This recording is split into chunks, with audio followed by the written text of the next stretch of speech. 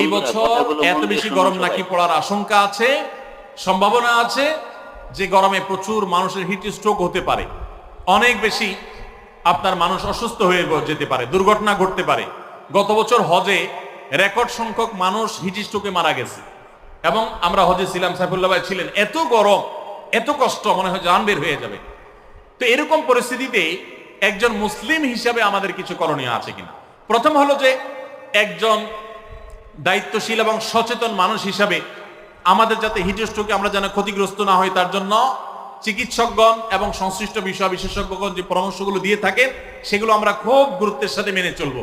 আমরা জানি vitamin C, লেবুর শরবত ইত্যাদি এই সময় খুব বেশি উপকারী হয়ে থাকে, সেগুলো আমরা বেশি করে পান করব।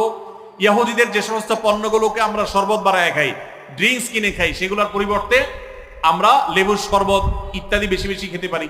যে পরামর্শগুলো ডাক্তাররা দিয়ে থাকেন, স্বাস্থ্য বিশেষজ্ঞরা